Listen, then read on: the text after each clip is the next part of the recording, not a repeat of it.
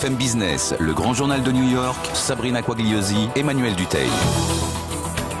Le grand journal de New York en direct des studios du Nasdaq à Times Square. Nous avons le plaisir de recevoir Elsa Berry. Elsa Berry, bonjour, merci d'être avec nous. Bonjour. Alors Elsa Berry, vous êtes la toute nouvelle présidente de la Chambre de commerce franco-américaine de New York. Ce n'est pas tout, vous êtes également la toute nouvelle managing director responsable des activités de conseil en fusion-acquisition pour le secteur du luxe et de la consommation chez Houlihan Lokey, banque d'affaires internationale. Vous avez fait une grande partie de votre carrière toujours dans les fusions-acquisitions avant chez BNP Paribas, qui d'ailleurs avait racheté votre société, Vendôme et compagnie. Alors vous voyez un petit peu comme une entrepreneuse de ce secteur des fusions-acquisitions, c'est ça Je crois, merci tout d'abord, et oui, je crois que je suis entrepreneur dans l'âme, entrepreneuse si vous insistez, et je crois que c'est ce qui motive vraiment tout ce que j'ai fait dans ma vie, parce que je trouve que quand on a l'opportunité de créer, d'avoir un impact, d'avoir des résultats et d'apporter une aide concrète, il n'y a rien de plus merveilleux. Donc j'adore la construction. Et donc du coup, dans un métier de fusion-acquisition, ça se matérialise comment, le fait d'être une entrepreneuse? Comment au quotidien, vous dirigez votre antenne comme une entreprise du coup? Tout à fait. Je pense qu'aujourd'hui, je m'occupe du secteur du luxe, des produits de consommation, du retail. Mais je crois que la manière de le faire en entrepreneurial, c'est d'apporter des idées, c'est de comprendre la stratégie de ses clients à tel point et de connaître si bien son secteur qu'on arrive à créer des opportunités. Donc ça, c'est le côté entrepreneurial, par opposition à juste avoir un bilan ou une très belle marque. Donc il faut vraiment réussir sur ses propres initiatives, relations, idées et construction. Alors aujourd'hui, pas un seul jour ou presque, sans mentionner les fusions-acquisitions, surtout dans vos secteurs à vous. On a General Mills, Yoplait, on a Bulgari LVMH, plus récemment Colgate ou encore Sanex. Alors ça y est, c'est reparti? Je pense que c'est bien reparti après des années très très difficiles. Malheureusement, je n'ai pas fait l'opération LVMH Bulgari, mais j'y avais pensé. Et je pense que le marché aujourd'hui connaît un concours de circonstances exceptionnel où on peut dire que tous les clignotants sont allumés pour que ce soit du positif en M&A, du côté achat et du côté de vente. Quels sont justement tous ces clignotants? Qu'est-ce qui fait que le marché est en ce moment dans une situation porteuse, Elsa Berry? J'ai besoin de 5 heures pour vous répondre, mais je vous dirai rapidement. Je pense que du côté des acheteurs stratégiques, ces sociétés ont passé des années à couper les coûts, à réviser leur modèle économique, et aujourd'hui ont faim de croissance, ont faim aussi de globalisation. Donc ces sociétés-là, elles ont énormément de cash au bilan. Et d'ailleurs, si elles sont cotées et qu'elles n'utilisent pas leur cash, elles vont devenir des proies aux activistes hedge funds. Et donc, de toute façon, pour des raisons défensives ou proactives, c'est un moment exceptionnel pour elles de chercher à acheter, à trouver la croissance au niveau mondial. Du côté des acheteurs financiers, c'est la même chose. Pendant 2-3 ans, il ne s'est rien passé. Et aujourd'hui, ces fonds dont le DNA est d'acheter, de dépenser de l'argent, sont là à essayer de trouver des sociétés à acheter. Et il y a beaucoup d'autres éléments positifs. Et du coup, vous, aujourd'hui, au quotidien, dans votre business, là, il y a plein de dossiers que vous préparez. Vous pouvez bien évidemment pas nous les dévoiler, ce qui est tout à fait logique dans votre métier, sinon ce serait trop simple. Mais le cœur du business est vraiment reparti, on n'en est plus qu'à l'étude. Tout à fait, le cœur du métier est reparti, les deals sont là. On n'a d'ailleurs jamais connu un début d'année aussi fort, depuis 2008 en fait. Je crois qu'en 6 semaines, on a atteint 100 milliards de dollars de transactions, et de tous côtés, que ce soit les Européens, les Américains, les Chinois, les Russes, les Indiens, de toutes parties. Mais le M&A n'est pas si facile que ça. Il y a beaucoup d'intervenants. Donc il y a beaucoup de concurrence, et c'est pour ça que j'en reviens, il faut avoir des idées pour avoir au moins une chance d'être positionné sur les deals et d'aller jusqu'au bout. En tout cas, ce qu'on remarque, c'est que les entreprises cherchent la croissance à l'international. On a d'ailleurs Barack Obama, le président américain, qui revient d'une tournée en Amérique latine. Est-ce que plus que jamais, le Brésil est une carte à jouer? Le Brésil est un marché extrêmement intéressant, notamment pour le luxe. C'est un marché qui a beaucoup agi dans tout ce qui est énergie, matières premières, qui n'est pas encore vraiment actif en termes d'acquisition dans le reste du monde de sociétés de luxe. Mais je pense à un autre marché énorme qui est la Chine, qui en 10 ans, si on regarde le marché cross-border avec un intervenant chinois, est passé de 2 milliards à 59 milliards. Et aujourd'hui, les Chinois, qui jusqu'à maintenant étaient plus intéressés à prendre les marques européennes ou américaines pour les dérouler sur le marché chinois vont se mettre, je pense, à être acheteurs de marques étrangères. Et aussi bien dans vos secteurs à vous, dans le luxe, dans la consommation, parce qu'on l'a vu dans des secteurs très industriels pour le moment, un tout petit peu, mais ça commence, et donc ça aussi ça commence, parce que la Chine a jusqu'à maintenant été très active dans les matières premières, l'énergie, en Afrique notamment, et aujourd'hui, en luxe, vont commencer à regarder, à acheter. Jusqu'à maintenant, ils ont été beaucoup plus intéressés à prendre des marques étrangères et les dérouler en Chine, où il y a un nombre de villes de plus de 8 millions d'habitants énorme. Et donc, c'est la croissance du marché chinois qui continue quand même à conduire les décisions des entreprises chinoises. Et ben, vous restez avec nous, on va continuer à entrer dans le détail de votre business dans un instant. C'est BFM Business, c'est le grand journal, ici en direct de New York.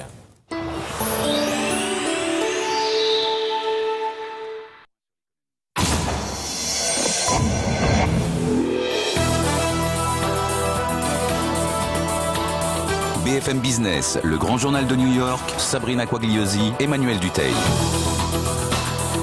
Le grand journal de New York, nous sommes toujours avec notre invitée Elsa Berry, experte en fusion-acquisition notamment. Vous avez une carte de visite très très remplie. Alors, on parlait tout à l'heure de la Chine, du Brésil. Vous êtes très présente dans le secteur du luxe, il faut le rappeler. Est-ce que vous sentez une inquiétude avec la tension internationale, notamment les événements au Japon ? Je pense que pour le Japon, c'est une tragédie mondiale et une tragédie pour les Japonais. Il y a deux sociétés en particulier qui sont très concernées par le Japon, c'est Tiffany et Coach. Ouais. Les deux ayant à peu près un quart de leur chiffre d'affaires émanant du Japon et au moins 20% de leurs magasins situés au Japon. Les cours, et bien sûr, des deux sociétés ont baissé juste après, sont un peu remontés. Je pense néanmoins, malgré la tragédie, que sur le marché mondial du luxe, l'impact finalement sera relativement minime. C'est triste à dire parce qu'il faut quand même penser business, mais de l'autre côté, il y a les êtres humains. Et je pense qu'il y a un tel mouvement vers la mondialisation, l'importance du luxe, le renouveau après cette récession, que je ne crois pas que ça impacte le marché mondial. Ça n'a pas freiné la réflexion de certains de vos clients aujourd'hui qui auraient pu dire attendez, on va juste voir ce qui se passe et on attend un peu. Non, malgré tout, malgré cette tragédie, ça se poursuit. D'ailleurs, il y a un groupe japonais, Tommy, dans le jouet, qui a annoncé un achat d'une société américaine, RC2, la veille de la tragédie. C'est confirmé, ça continue.